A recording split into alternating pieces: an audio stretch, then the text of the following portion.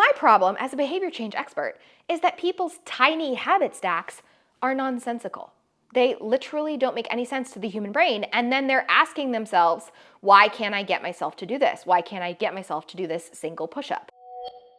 So let's talk about tiny habits. I get a lot of questions about this on Instagram. People are always asking me, by the way, I have a PhD focused on mindset and health behavior change, so I'm an expert in this kind of stuff. And everybody, it seems, has heard of one of two books.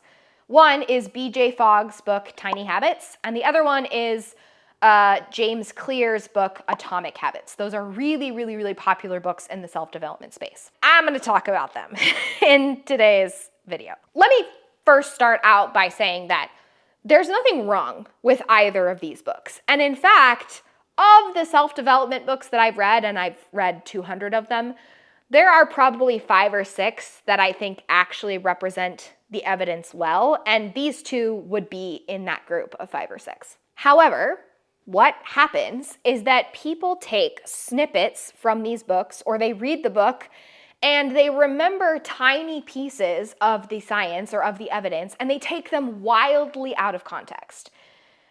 So I want to talk about 3 of the biggest mistakes that I see people make when they implement the tiny habits paradigm. By the way, there's a lot of self-help books out there that are completely filled with bullshit science, or science that is so outdated that we've learned so many new things that it doesn't really apply anymore.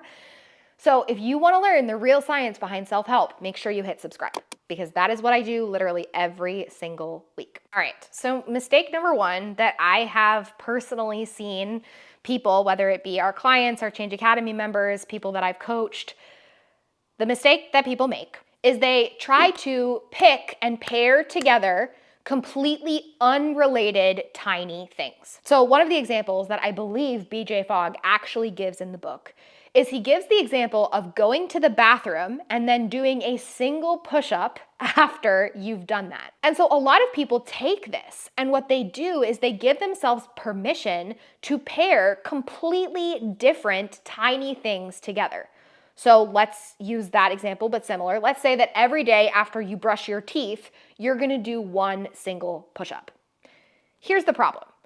Our brains as humans have difficulties with task switching. We have difficulty going from one thing to another thing that is completely different. And the purpose of brushing your teeth is completely different than the tiny habit of doing one push-up. They're completely different reasoning. One of them involves standing up. The other one involves being on the floor. Like, they're so far apart. And so my problem as a behavior change expert is that people's tiny habit stacks are nonsensical. They literally don't make any sense to the human brain. And then they're asking themselves, why can't I get myself to do this? Why can't I get myself to do this single push-up? However, an example of a more, empowering or sensical tiny habit there would be taking a drink of water. Let's say that you want to get to the point where you're taking a vitamin every day before you go to bed. The tiny habit of taking that vitamin might be filling a cup with water and taking a sip. If you stack that with the habit of brushing your teeth, brush your teeth, sip the water, brush your teeth, sip the water. Eventually, brush your teeth, fill up the water cup enough to take a pill, take the pills out. Stack, stack, stack, stack, get the habit bigger and bigger and bigger and bigger until you eventually reach at the point where you are brushing your teeth and then taking the vitamin. Those things are actually related. The water is running. You can easily move from one task to another. If your brain is like anything like my brain and anything like most of our brains, it has trouble with transitions. So if you have to transition from one tiny habit to a completely different tiny habit and there's no connection between the two, that's one reason why your tiny habits might not be as successful as you would think they should be based on everything he says in the book. All right, let's talk about issue number 2 I have about tiny habits, which is gonna be a little bit of a rant. When people make their habits tiny, I get that the point is to make it so easy that it's literally impossible not to do, that it seems so trivial to you.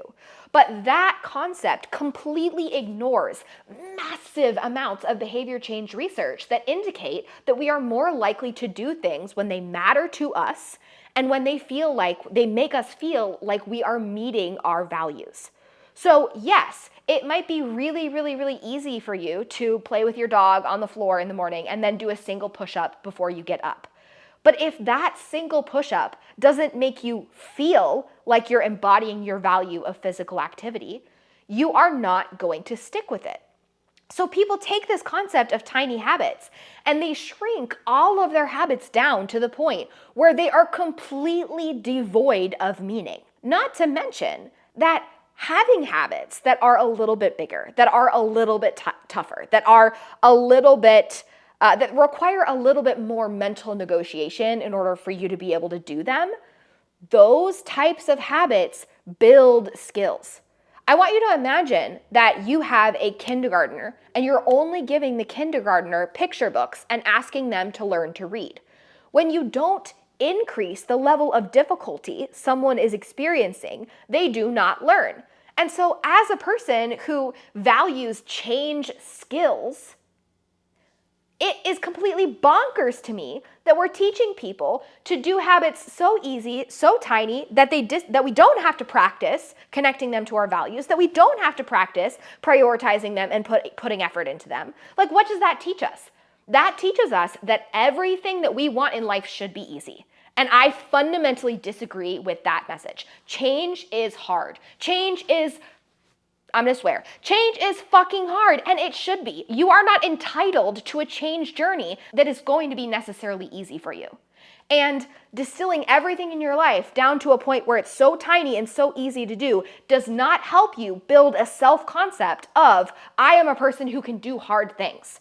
I am a person who can take on a habit even if it takes me more than 30 seconds to complete. I want to be clear. I don't dislike BJ Fogg at all. I actually really like the book.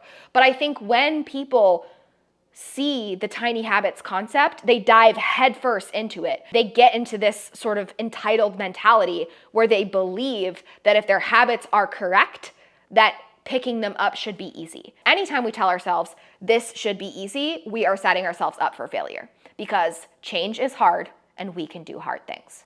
Whew! All right, deep breath with me.